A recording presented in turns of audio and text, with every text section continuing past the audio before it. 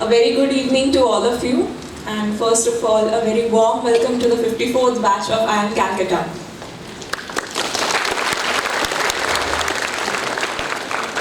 I would like to invite our chief guest, Mr. Shyam Srinivasan, our director, Professor Saiba Chattopadhyay, and our Dean of Academics, Professor Biju Paul Abraham, on the stage, please.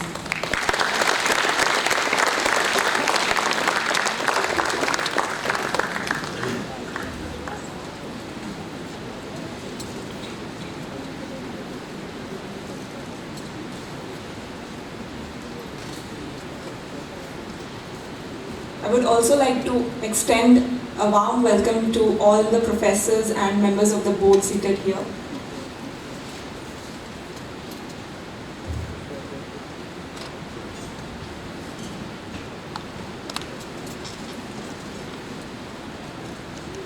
Now I would request our director, Professor Saiba Chattopadhyay, to please introduce our chief guest and deliver the welcome address.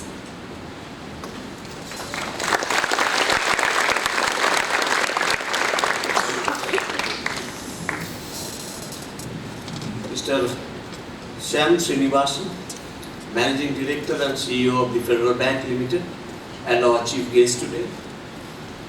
Professor Manish Thakur is not here, but he will come. He is the chairperson of the postgraduate program. Professor Biju Paul Abraham, Dean Academics. Professor Uttam Sarkar, Dean IIM. Mr. Praveen Negala, President of Students' Union Council. My other faculty colleagues, the first year students of the PGDM batch, other students, faculty, colleagues, officers and staff of the institute. It's my pleasure and privilege to welcome you all to this welcome function for the incoming students of the first year 2017, 54th batch of the PGDM program. And I should also take this opportunity to welcome at this stage the fellow program students, first year fellow students in the 2017. We are indeed very fortunate to have Mr. Shyam Srinivasan, the Managing Director and CEO of Federal Bank, as our chief guest. On behalf of the Institute, I welcome him and wish to sincerely thank him for accepting our invitation to speak before us today. Ladies and gentlemen, Mr. Srinivasan does not need any introduction. However, it's my honor and duty to say a few words about him and his work on this occasion. Mr. Srinivasan, a charismatic leader who always exudes youthful energy, believes that an organization, however successful, is only as strong as its ability to foresee the challenges in the future and act accordingly.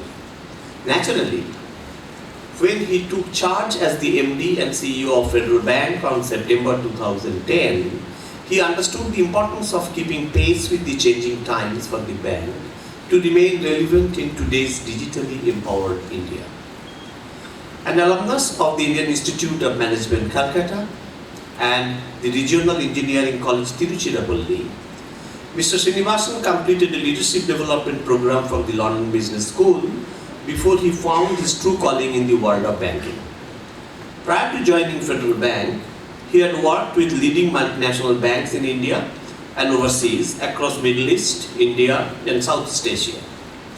He had also served on the Global Executive Forum, the top 100 executives of Standard Chartered Bank from 2004 to 2010 before joining the Federal Bank. Under the stewardship of Mr. Srinivasan, Federal Bank has been aggressively pursuing quality growth, and today the bank is over a $3 billion US dollar company in terms of market capital. The bank has consistently given commendable returns to its investors over the years. And it's a wonderful coincidence, as he was telling me today, that his bank has the highest value as on today when he's back here to his alma mater. So we must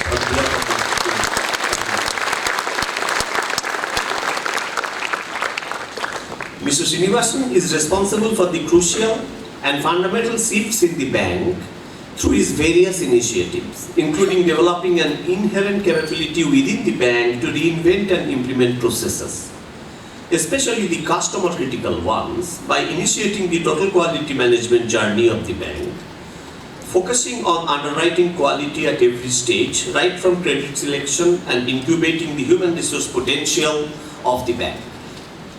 Having implemented various path-breaking initiatives, Mr. Srinivasan played a major role in kickstarting the digital journey of Federal Bank and launched the first of its kind Open It Yourself account opening app, Fed Book Selfie. Under his leadership, the bank has seen that dramatic growth in risky credit for the last 4 or 5 years and is now better placed than many of its peers.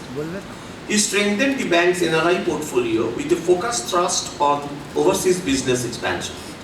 Presently, Federal Bank clearly dominates in terms of remittances from across the world, as around 15% of all the overseas remittances to India come through the bank. A speaker of stature in banking circles, media as well as the country, Mr. Srinivasan holds many prominent positions in the industry, including the chairmanship of IBA Committee on Member Private Sector Banks. He is also an honorary fellow and governing council member of Indian Institute of Banking and Finance. With both foresight and fortitude, Mr. Srinivasan has led Federal Bank to new horizons of growth and success, placing the bank prominently on the national banking map itself. Without any further ado, ladies and gentlemen, please join me in welcoming the Managing Director and CEO of the Federal Bank Limited, Sri Shyam Srinivasan, with a round of applause.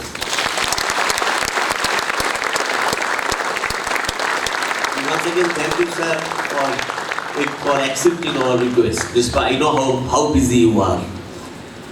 Now for the students, on behalf of the Institute and on my own behalf, I extend to you all a very warm welcome to your new home and my heartiest congratulations to all of you. All my best wishes will always sail with you as you all embark on this new journey of your life. It's going to be a very high-speed journey ahead. Your entry into IIMC certainly deserves a pat on your back. Most of you who have made it to the portals of this great institution have done so after a great struggle. To get admission into an institution like IIMC is no mean achievement. After all, you have been selected through a very rigorous process beginning with the common admission test. I congratulate you for having decided to join IIM Calcutta's program, postgraduate program, and the fellow program students also. Also, please don't forget the associated responsibility you accepted by joining the IIMC community. So with every decision that you make from today onwards, please think not only of yourself and of your classmates, but also of the folks who would love to be in that seat today. To talk very briefly about IIMC, we have come a long way from the very small beginning, and today it is acknowledged as one of the best institutions not only in the country but also in the Asia Pacific region.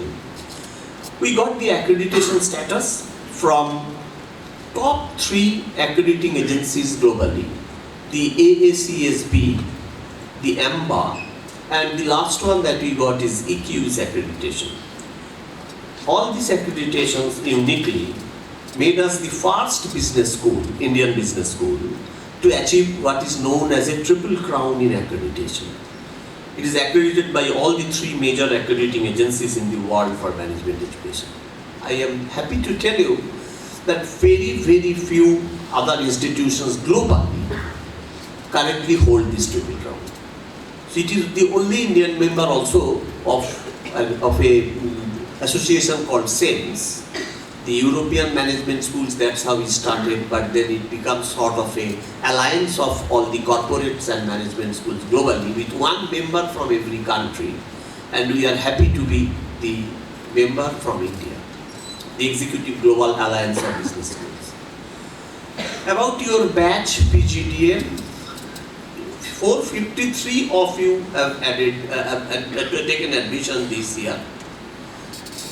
You will be told about the program, its rigor, its relevance. So I will not spend much time except saying that this curriculum, which has been designed to develop our students into global organizational leaders who can create wealth for their organizations, and you have one such right here in front of you as a demonstration. At the same time, We also ensure that our students have an understanding and appreciation of Indian economic and societal realities.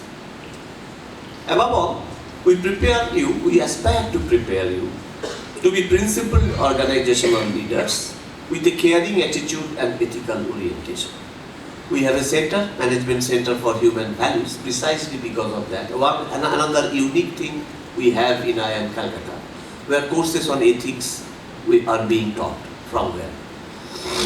The curriculum also provides students an appreciation of all the functional areas of management through a package of compulsory courses and the opportunity to specialize in one's area of interest through a large number of elective courses. We revise the curriculum periodically after obtaining feedback from alumni, current and potential recruiters, and ideas and suggestions from top management schools in India and abroad. Of course, in the second year, some of you will get the opportunity to go and run through the student exchange program during term 5 of your 6-term stay here, where you will be spending one whole term with a partner school.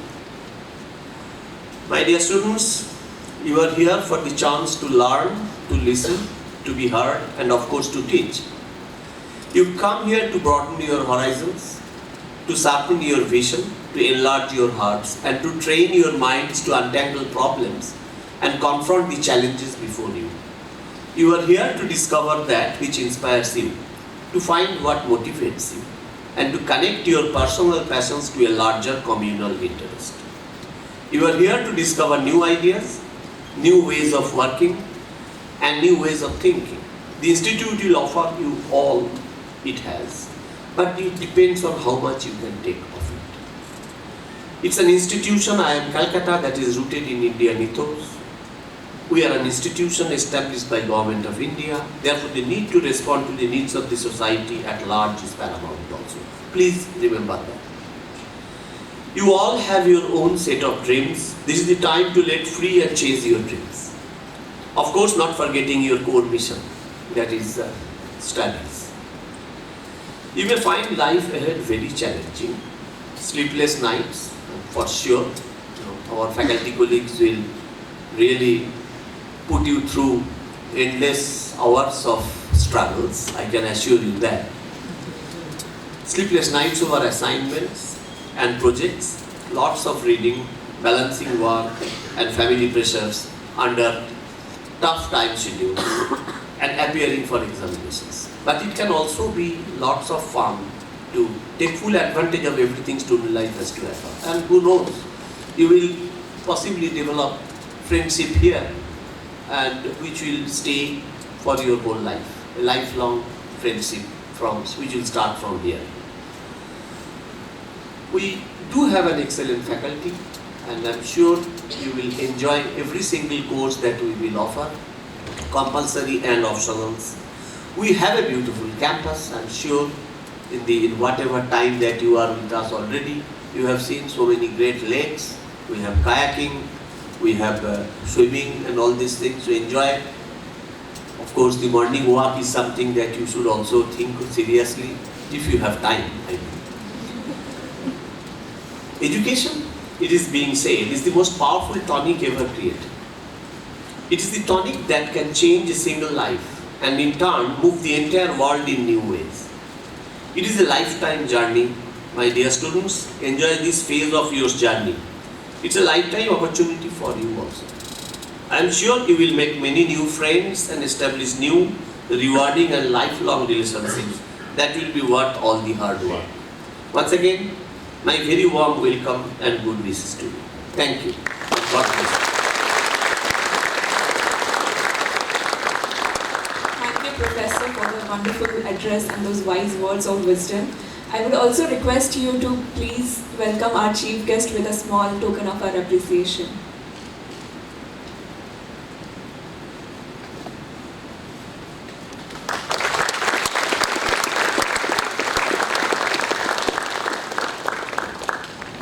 I would now like to invite our chief guest to address the students.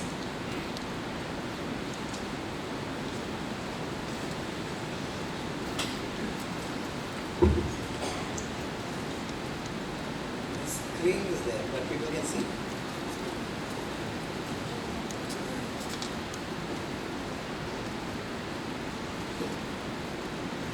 Very good afternoon. Professor Saibal, Professor Biju, Professor Uttam.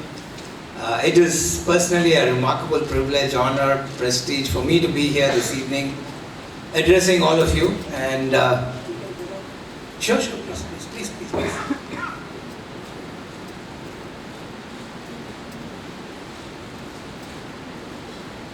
This is the first time I managed to get a professor away from my table. So it is a privilege and an honor. So thank you very much. Thank you, IIM Cal. Thank you, Professor. And thank you, students, for being here and inviting me here. I think I can sort of cast my mind back to 31 years ago when I was, unfortunately, when the time we came, we didn't have such a nice auditorium. But the experience, the butterflies in the stomach, the director's address then scaring us, saying, boss, watch out, you have a tough 2 years. I think while time has moved on, the truth is that the core experience stays on. So just as I'm excited, I'm envious of you. You guys are starting out something really special. You guys are starting out something that at this juncture, you may not realize how privileged you are to be carrying those 4-letter word password in your life. You know, in your life, I'm sure you know many 4-letter words. The more positive ones are luck, love, fate. But I'll tell you, the 4-letter word that will take you through life is IIMC. Trust me, the number of doors it will open is just enormous. And you can't believe how privileged you are to have actually sitting in a place where you have that opportunity. So let me begin with once again congratulating each of you and mentioning how wonderful this opportunity is. When Professor Biju called me about maybe a month ago, saying if I would be happy to come and speak to the students, this is one time I sort of instantly said yes and cleared my diary to be here. To me, IIM Cal is much more than just the campus I went to. It has lifelong meaning, and I said, if there's anything that I can do to be part of this, I said yes, and it didn't take me long to say yes. The only thing is, the last 30 odd days have also been the most excruciating travel that I've had in my entire career, because like the director was mentioning, today the stock market rewarded Federal Bank richly, but it is also coinciding with an important capital raising event the bank is working on. And it meant going around the world talking to investors and presenting the bank's credentials and all the good work we have done or we are set to do. So within that schedule, I had not managed to sit down and craft out what I'm going to tell you guys this afternoon.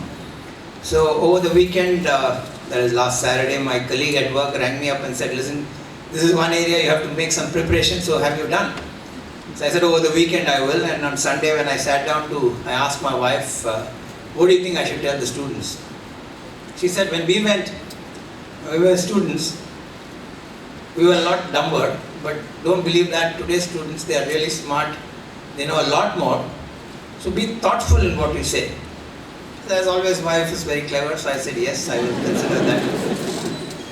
And then I texted my young nieces, who are just about your age, I guess. They both are preparing for their chartered accountants. They write the exam a few months from now. So I said, what do you think I should be saying? And almost immediately I got a response saying, be cool, be conversational, and don't be like an uncle. Right? So now they're armed with this wise thoughts. One side the wife says, be thoughtful. The kids say, be cool, be conversational, don't be unclish. I said, okay, now I got to prepare something nice. So I wrote down a few points, and I sort of will talk to you about that. But before that, before I tell you what the thoughts that I want to leave you with, there's one lasting thought, one lasting memory of this campus for me. The last day, and this is really the last day of our stay here, I think it's March 88, if I remember. We were all, bus loads of ours were going to the station to take the trains to wherever we came from. And I think the bus or the taxi, one of them was waiting, and there's this very smart young girl in my batch who just didn't want to leave. She was hugging everybody, crying, copious tears, and just refusing to move. And a very responsible guy that I was, I couldn't leave without taking her, because she turned out to be my wife later. That's a separate story. You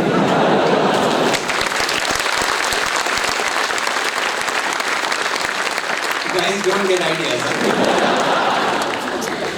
But the point is not that she's my wife, it is important. But the point is that moment where she could not leave the campus is symbolic of how each of us feel after the 2 years on campus.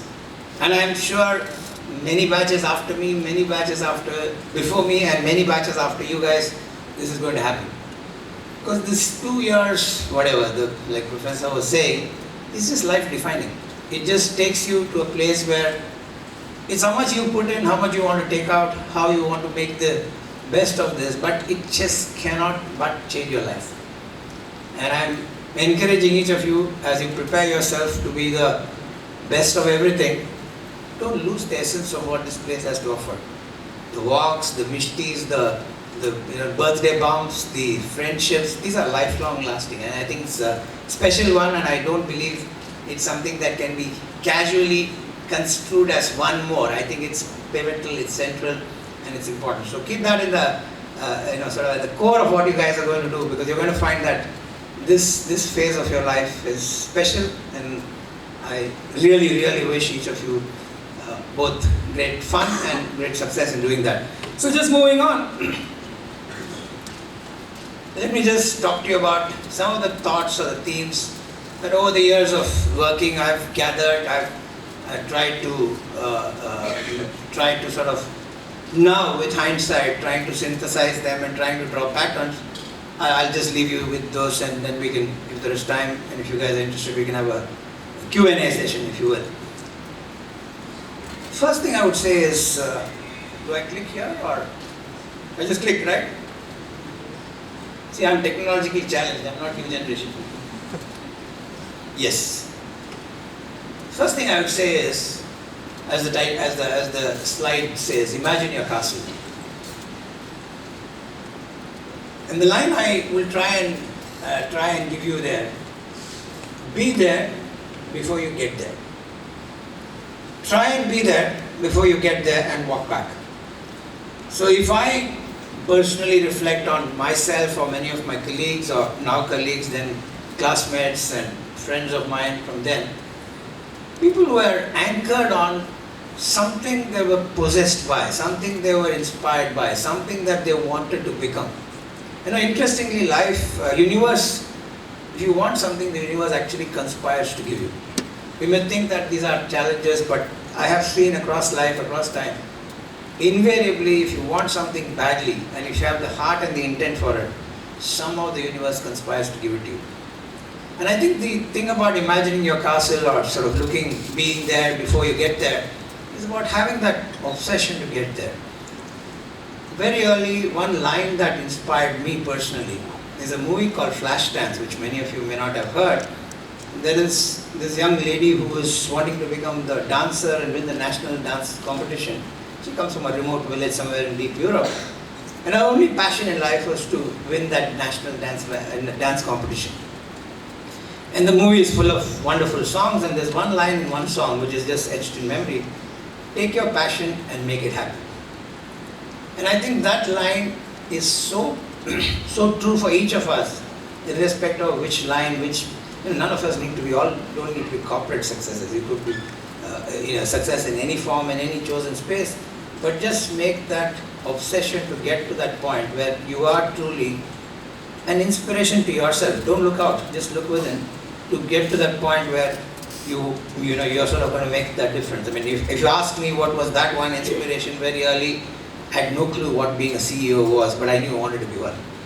And I think by some good divine efforts, whatever, I got it quite early in life, and I every day enjoy it, but every day is a challenge. But that apart, the message I'd like to share for each of you guys is just be there before you get there. Imagine your castle and walk back.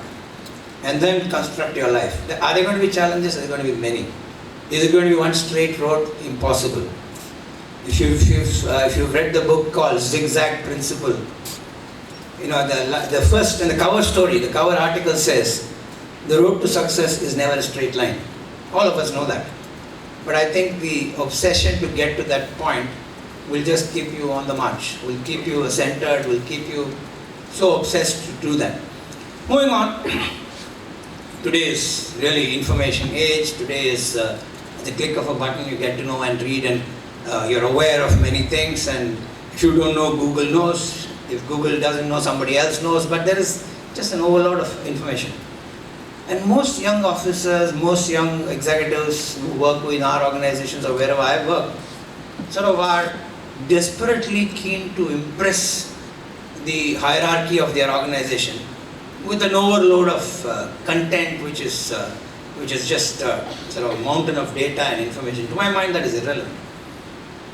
The sharp intellect that each of you possess, and that's what brought you all here, has to make you incise that data, go right into the 7 levels down, and get the insight.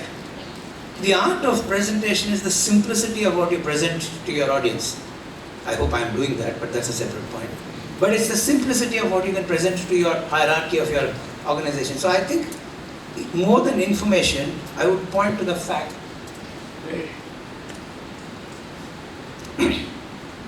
insight is key.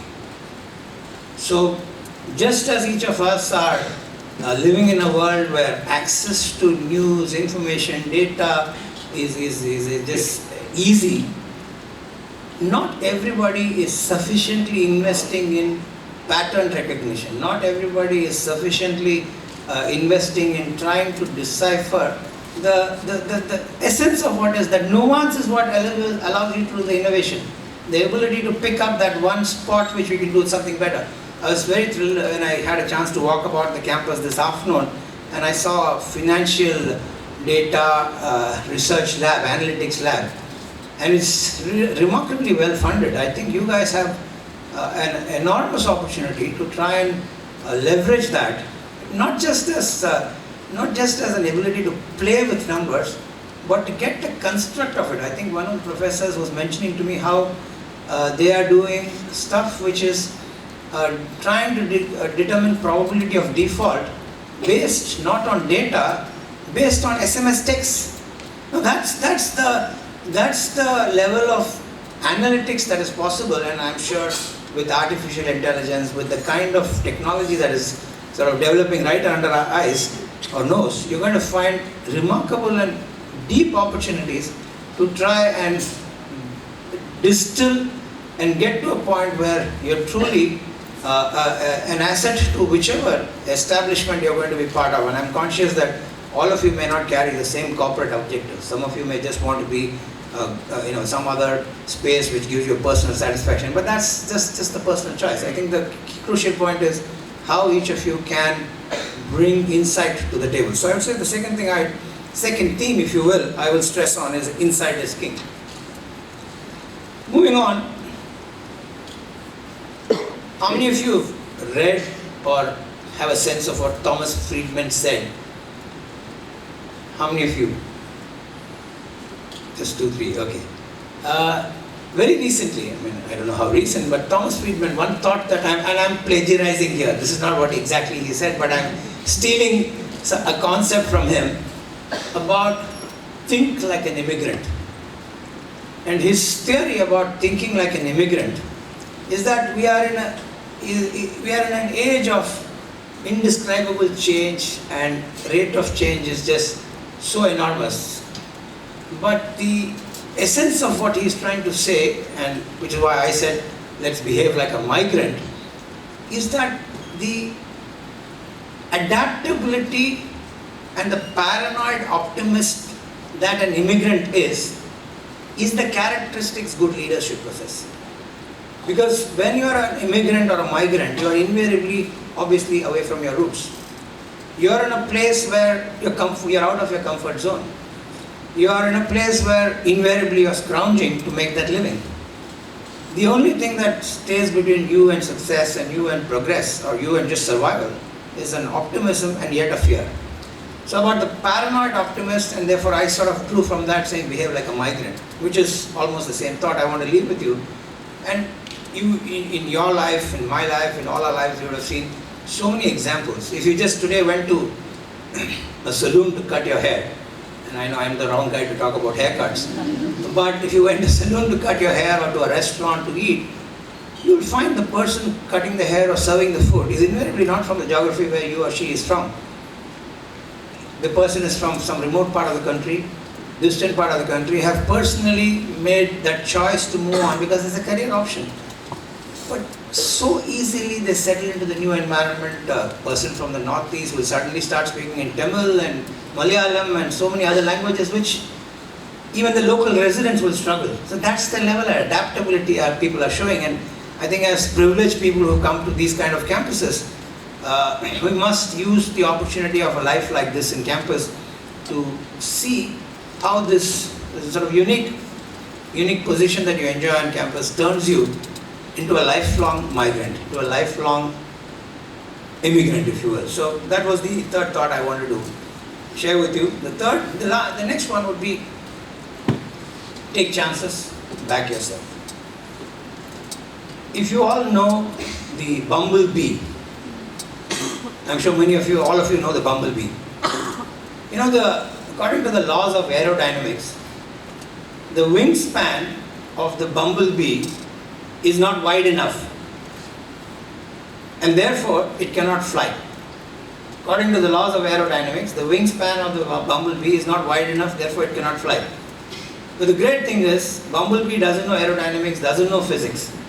It flaps its wing and it flies. And I often say, in whatever session I am having a chance to speak to people, is about each of us have a bumblebee moment in life. And that's because of our extreme self-belief, our desire to take that one chance which can just define our future. And I am sure many of you got here and you had, at various crossroads, you had to take that call, this way or that. And for sure you made the right call because you are in the right place. But that backing yourself, building your self-confidence, taking those chances are going to be a lifelong characteristic. And in my batch, I very often quote one of our guys who was he was a maverick. I mean, he had just enormous energy, enormous enthusiasm, could do stuff that most of us would thought were weird.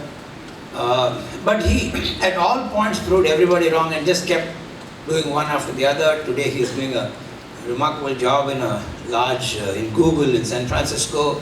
He's like a global evangelist for them. He's a Burning Man participant. He's an author of a book. He's a yoga guru. I can't even describe the things he's not. And when he was on campus, many of us thought, who's this guy, mad guy, what's he up to? You know, what's he trying to show off? But he had this deep desire, both my first point about being passionate, and the second point is just never ever backing off when the most complex of situations was present, because he said, I'm going to take those chances. In fact, a fortnight ago when I met him, the same guy who's done quite well, he said, I think maybe 5, 6, 7 years ago, he had lost his job in his earlier role. He said on the same weekend, or rather over the weekend, he had lost his job and he separated from his lifelong partner. And he said, in 1 week I thought my life had collapsed.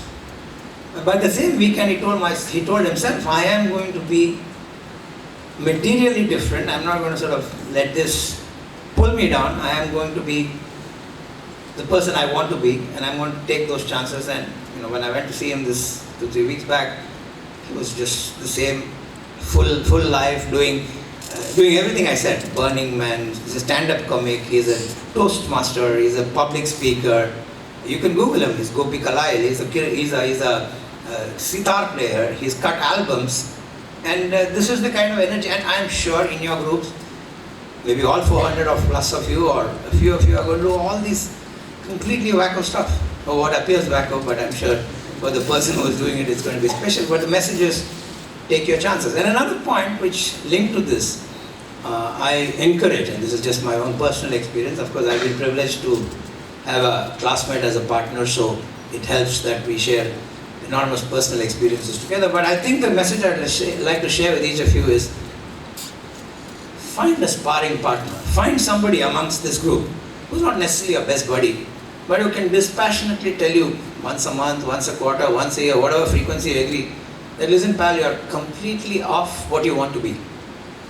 Ask somebody to be have that transparent, honest conversation with the other person, to be your mirror, and challenge you as often as you wish to.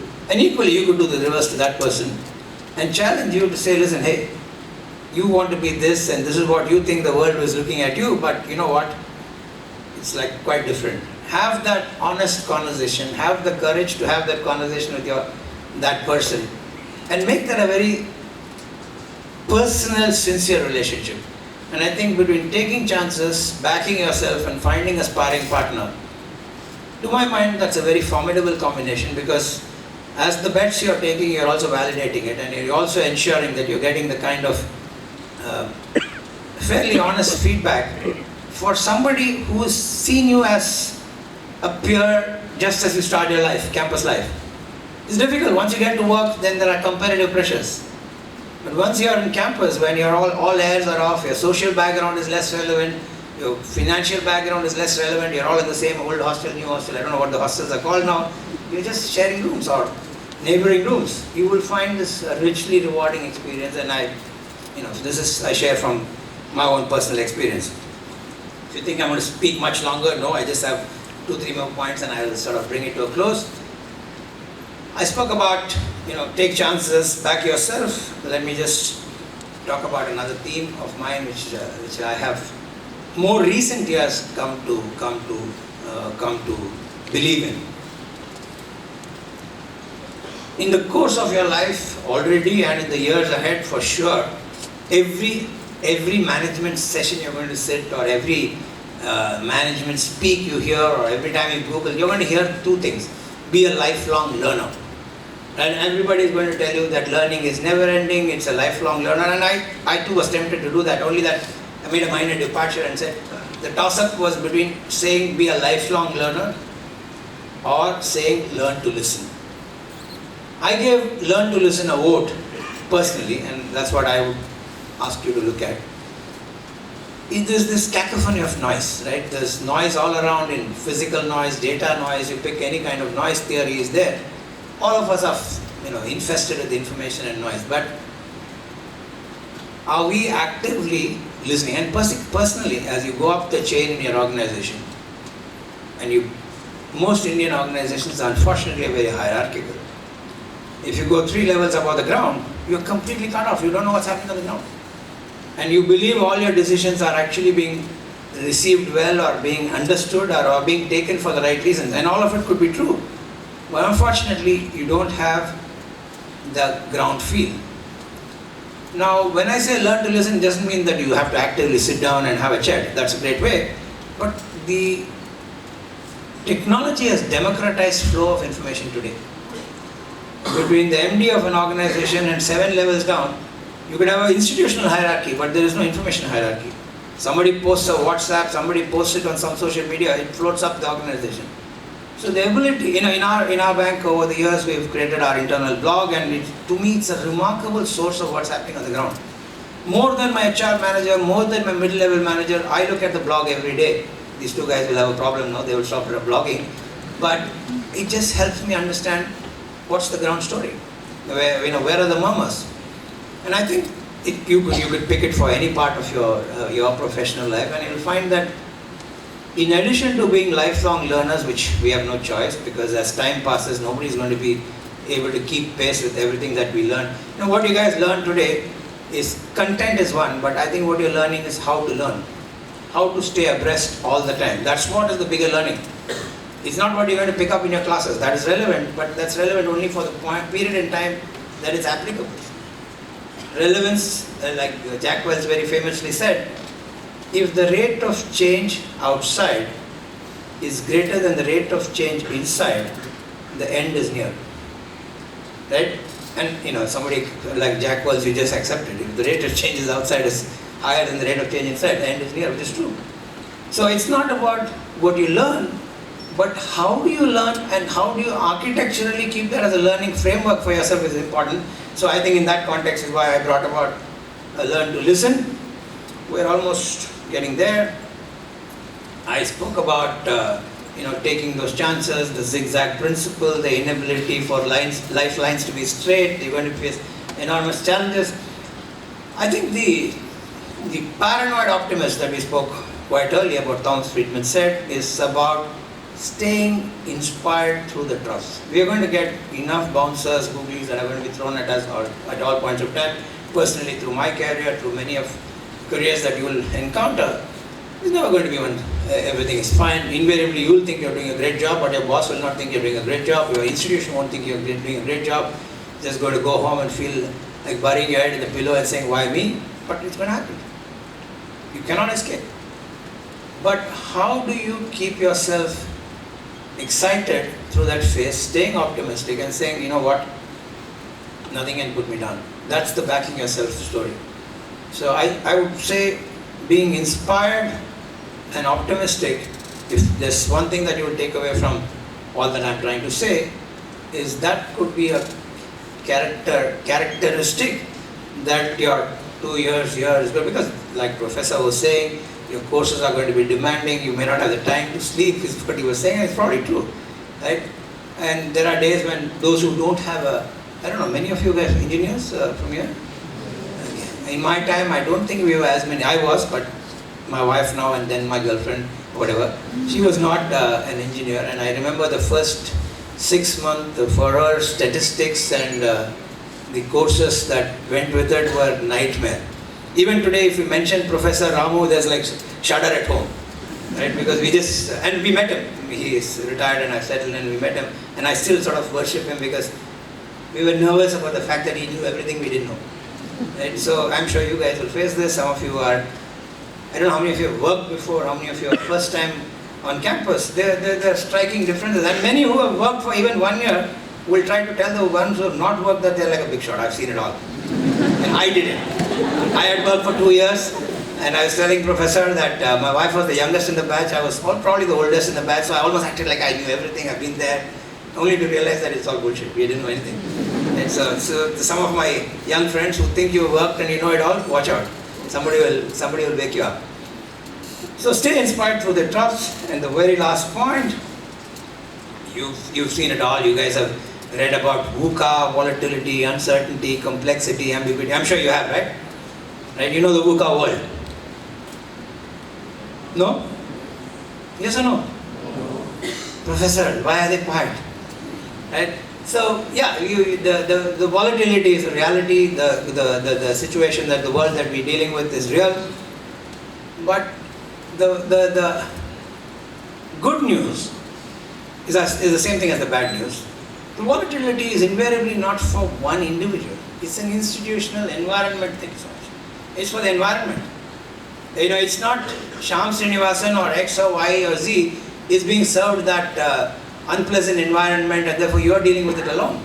It's an ecosystem. If India's banking system is going through a chaotic period of high NPAs, it's not just one bank, it's many.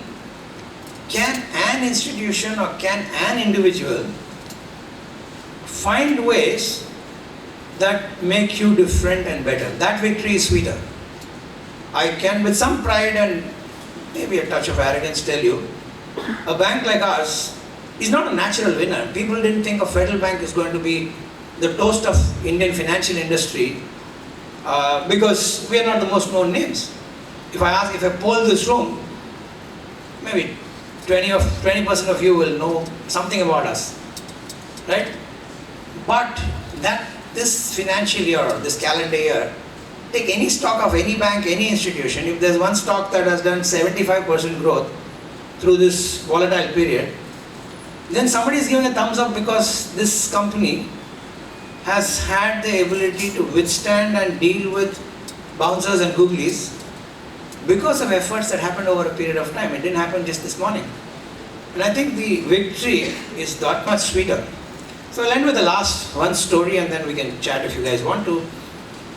You know, many of you are going to start out your careers, you'll be working in FMCG companies and banks, invariably there'll be some sales guy Unfortunately, the sales guy's life is tough, particularly if he's selling a vacuum cleaner or some kind of a machine on a hot day somewhere. He's going to have a tough time because his boss is going to tell him by the evening, come and show me your sales result.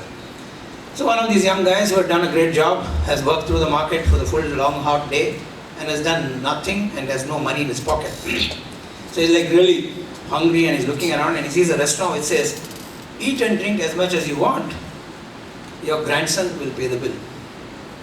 And he's saying, wow, this is like special. I don't have money, I'm hungry, there's a restaurant which is going to allow me to eat. So he goes in, has a hearty meal, the waiter comes and gives him a bill, which says, he says, why am I paying now? So this is for your grandfather. Did you guys get it? So all of us, you, me, whoever, our past catches up. So as young, smart, bright professionals who are setting out, these 2 years will define who is the grandfather, who is the grandson, which bill you are paying. So I encourage all of you to have a remarkable, and by now I'm sure many of you are smart, you would have figured out what I was trying to say.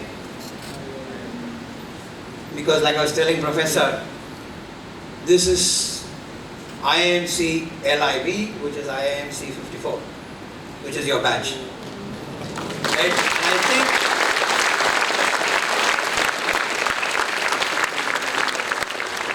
I am quite sure you'll forget everything I said, and rightfully so, because next 2 years you'll get about 100 better speakers.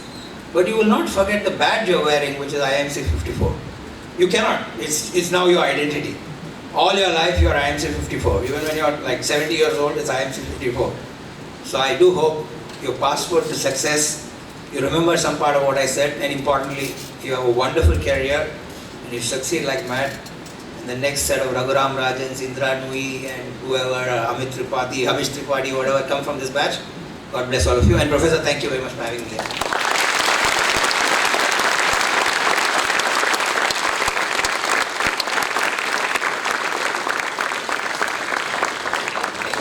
Thank you, sir, for sharing those interesting anecdotes. And I think everyone would agree with me if I say that you did not speak like an uncle. Thank you for enlightening us on how to sail through our journey, not just inside, but also when we step outside this campus. And I'm sure the students are dying to learn more from you through their queries. So I would like to declare the platform open for a round of Q&A.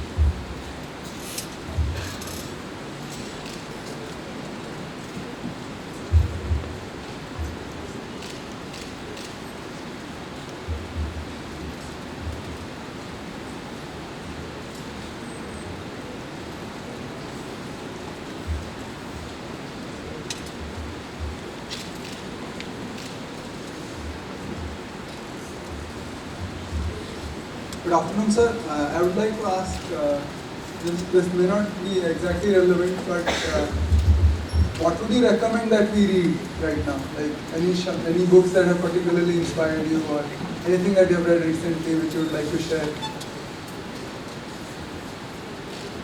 My reading right now is some of the technical stuff. Unfortunately, Indian banking, the rate of change of rules is quite obnoxious. So we are spending time reading about GST implication on SME customers in Indian banking and what is going to happen. So I must confess the very recent reading has not been remarkable, but I am an avid flight reader, so I do try to catch up on one or the other every now and then, and that's the time again.